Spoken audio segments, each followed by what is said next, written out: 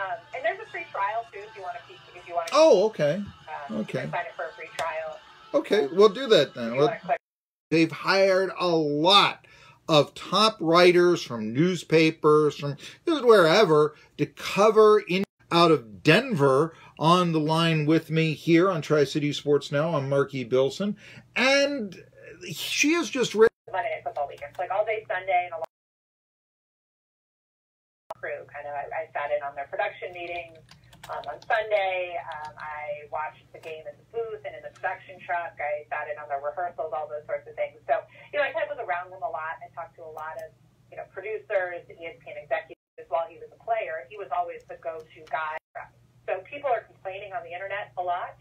Howard Cosell had retired, but that's to be less instructed. But the other complaint about it, and I think this is kind of the bigger issue of the three-man booth that they're having right now, is the fact that you're just not standing together. So you have, it's a little bit more difficult to kind of play off of each other, read each other's body language, point at him or, touch his head or something to like give us some sort of signal. But that. Do you think the chemistry is improving? Because that was one thing that I was. As something, Elizabeth in Tennessee didn't get an Italian restaurant until 1963. I mean, these are two guys coming from two different cultures. How do you think that, Witten and Tessitore, their relationship, where is it right now? Yeah, I mean, I think it takes time to kind of build this chemistry together. But yeah, I mean, it's been tough because, look, these guys didn't know each other until a couple months ago. Tessitore and McFarland go back a little bit further because they were both kind of in the college football broadcasting world through ESPN. But really, the three of them didn't all meet. They spent as much time as possible together away from where Booger lives. Mm-hmm. Families that they played a game in Dallas where the Wittens live. So Michelle Witten hosted.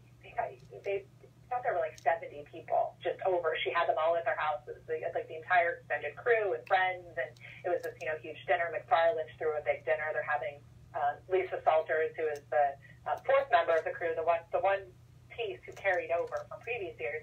She's hosting a big crew. Actually, she hosted a couple days ago. It was in Carolina right before this weekend's game. She hosted a massive crew together in the off season. Go golfing and go out to dinner. But yeah, I mean, it takes time. I think we even saw that a little bit where, Tony Romo was kind of he's become this unicorn, the gold standard now of what it is, a player coming off the field and into the booth. But I think even, him and Jim Nantz took a little while to get their kind of rapport together.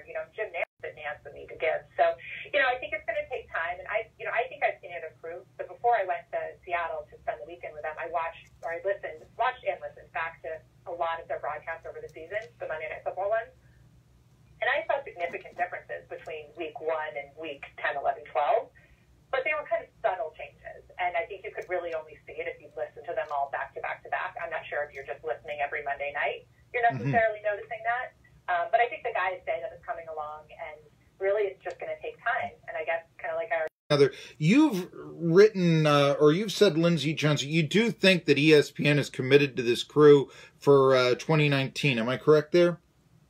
Yeah, I mean, that's what they're saying right now. And I also had a sense of, like, they weren't going to kind of let me come and open up their entire weekend and process to a reporter, this late in the year if they were planning on blowing the whole thing up, in January or February and starting over.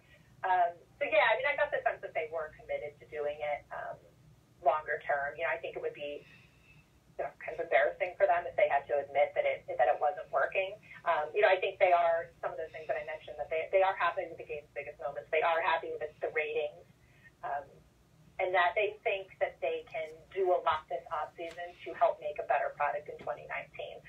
One of the big questions is, are they going to keep Booger McFarland down on the field, or would they consider bringing him up into the booth? It's already kind of a crowded situation in there. I think they want a situation.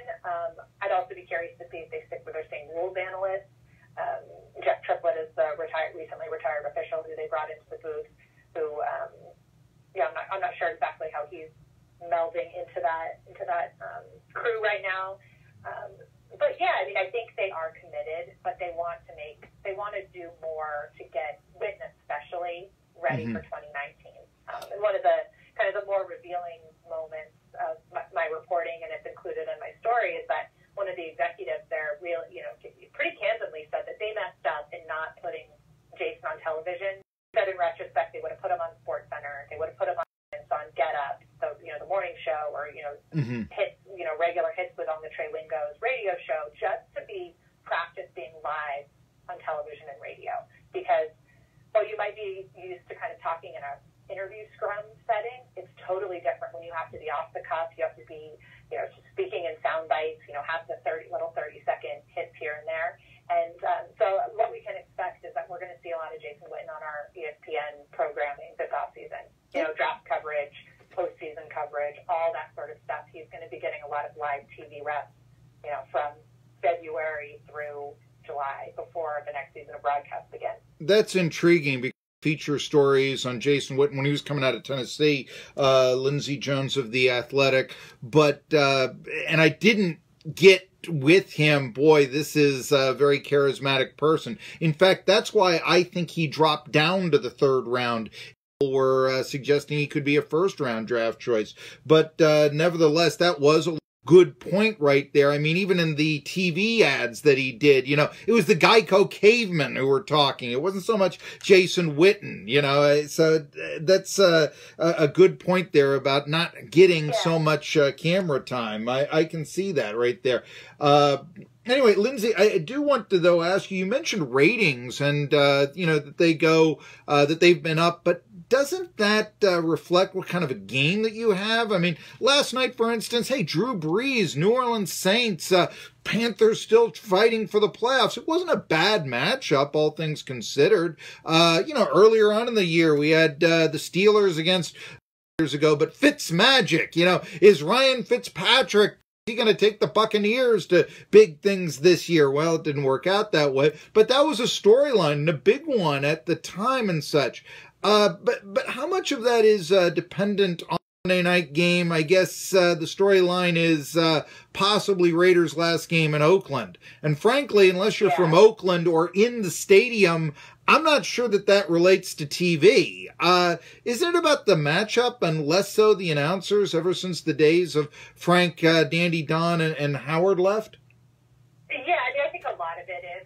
TV ratings are up across the NFL this year. On the Sunday afternoon game this week, the game I was at, it was Steelers-Patriots, was the most, it was the highest rated game on any network this season. Sure. Which goes back to tell, it always tells you if it's an exciting game, which that one was, and if you have star power, where you've got Tom Brady and Ben Roethlisberger, and it was basically a standalone game because there was only one other game in that window, you're going to get good ratings. And last night, good ratings. The Week 14 game, the one I was at, the ratings were down a little bit. They were still up from a lot of numbers we saw in 2017, but they were down compared to some other games.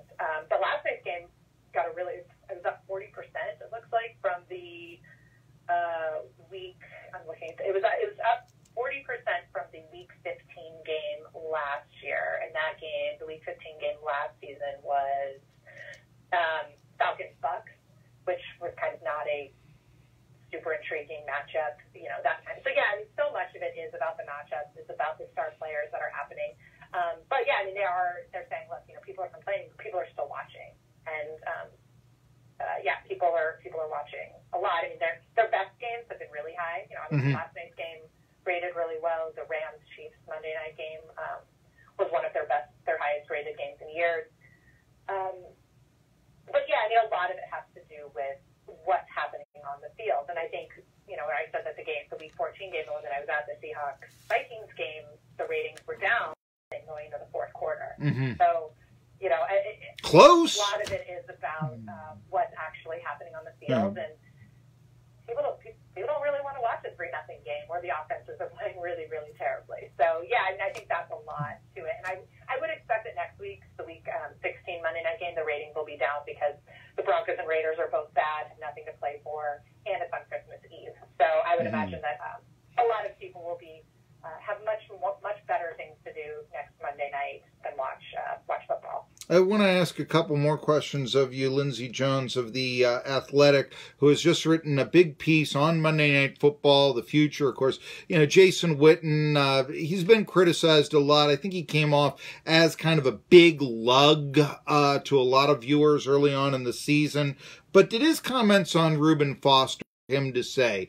Obviously, who's going speaking out against domestic abuse and also putting it higher than, the Washington Redskins winning football games and such. I thought that was going to be a winning take to take. Did Jason Witten basically make his career there, save his career there with the Reuben Foster statement? Interesting. Yeah, I guess that would be kind of an interesting way to look at it. I know his bosses were very happy with that moment. Beginning to see like a defining moment from Witten this season where there was something that would stand out. And, and he did get blowback. There was some criticism about it because he didn't address, things that he had, some prior comments that he had made with, about Greg Hardy in 2015 when the Cowboys signed, Greg Hardy, who was obviously a very troubled, he had extensive off-field issues, was facing an upcoming suspension for domestic violence and was the captain of the Cowboys and tried to be diplomatic when he from domestic violence was unwavering, but he would welcome Greg Hardy as a teammate. He said that Washington exercised horrendous judgment, and you have to have zero tolerance, and these players need to understand that there's zero tolerance for abusing a woman, those sorts of things. So I talked to him a lot about it. He thought really hard about what he wanted to say on the broadcast, how they were in the game they were going to handle it. It didn't end up coming to the fourth quarter. Back from the Redskins got injured, all those sorts of things happened. But ultimately, they ended up doing it over the course of basically 2 segments. They talked about it. They had to go to a commercial. When they came back, they jumped back in. Jason decided that he wasn't done during that commercial break. He told Joe, he told his producer down in the truck, he said, I need more time. Like, I want to come back a bit. And he did. And it made for a little awkwardness on the broadcast because they were talking over live game action. I think McFarland was actually talking while Mark Sanchez threw an interception. But I know it was an important moment. He was really proud of himself. His colleagues were really proud of him for the way that is very personal to him. His mother escaped an abusive relationship, from his father when he was a child. That's how they ended up moving back to Tennessee, where he grew up there. And he's done a lot of work, charitable work in this space in Dallas throughout his life. And so this was a personal moment for him. And I think there were some expectations. I know from one of my colleagues at The Athletic, Richard Deitch, who expected that they wouldn't address it at all. And they absolutely wanted to address it. And, I think within the scope of kind of what they were dealing with, I think they handled it well. And he and I talked extensively about it last weekend, where he said the only thing that he regrets at this point is what he said in 2015. He wished that he would have answered that question differently about Greg Hardy in that moment. He wished he would have, said something differently at that point. And looking back at what he said during the broadcast at the Washington game, he thinks he could have maybe addressed it a little bit more in the scope of what was happening in a locker room, what it means to be a player at times where your teammate has been accused of the locker room, what you have to do as a leader, how you kind of balance those things. And that was the one thing that they didn't do on their broadcast, and that I think if he had to do it again, he would kind of even further expand his comments to include kind of the football context. I thought it was a really good moment and something that will potentially define the season for him. That is some great reporting, Lindsay Jones of The Athletic. I mean, bringing up the Greg Hardy situation 2015. To be honest with you, I had totally forgotten about that. That is a great point and great reporting by you, Lindsay Jones. Last question I do want to ask you, the future of Monday Night Football. I mean, ESPN's contract, it expires, I believe, 2021. I got to tell you, it's not that must-watch game. We've got all these pro games on Thursday, Sunday night. Now it seems almost like Monday Night Football is sort of the afterthought. It's the dessert that maybe you can do without if it's not your team playing. And I really wonder if $9 billion just to keep it. So I could see the NFL network either using it or taking it on, or just doing away, because it does seem to be just a little bit more of an add-on. It's just not as important as it once was. So, I mean, are these the last days? Are these the last days of Monday Night Football?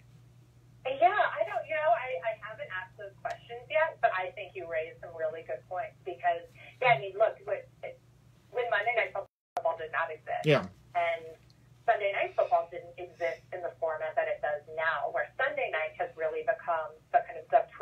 Yes. focal point of the week. Yeah. And the beauty of that Sunday night game is that, after midseason, the NFL has the ability to flex games. So they can make sure that they're not ending up with a dud of a game on Sunday Night Football. Monday Night Football does not have that luxury, where sometimes you're going to end up with, Niners-Giants like we had last month, where nobody wants to watch Niners-Giants at this point of the year, with Nick Mullins. And it was terrible. It was a bad game. Nobody wanted to watch it. And, and now the Thursday games, they've made a lot of effort in scheduling to make the Thursday games better. They've made up a lot of division games. Now those games are being called on broadcast television. Last year it was CBS, so it was Rick Nance and Romo who were doing those games. This year it's Troy Aikman and Joe Buck. So now Thursday night has become a big night. So if I'm ESPN now, I'm asking those exact same questions that you're raising right now. Is it worth it? Are the ratings potentially higher on Thursday? That makes them instead for Thursday Night Football and make that like their big kickoff of the week instead of wrapping up the week. I think those are things that ESPN should definitely be considering as it reevaluates its contract with the NFL moving forward. I wonder if ESPN wants to be muzzled by the NFL. I wonder if they want to have to pay to hear, hey, don't have playmakers on anymore, that sort of thing. You're not covering the games on TV. Here's a different way. The NFL doesn't have quite the tentacles on your reporting that it would be if you're carrying Monday Night Football. Her name is Lindsay Jones. Hey, she has a same name as Lindsay Nelson, so she knows what she's talking about. Athletic is really, really making some waves in story. Thanks for joining me on Tri-City Sports Now. I've got one more football broadcasting story to give you on Carrie Underwood when we return. Tri-City Sports Now. Well, thank you very much. I do appreciate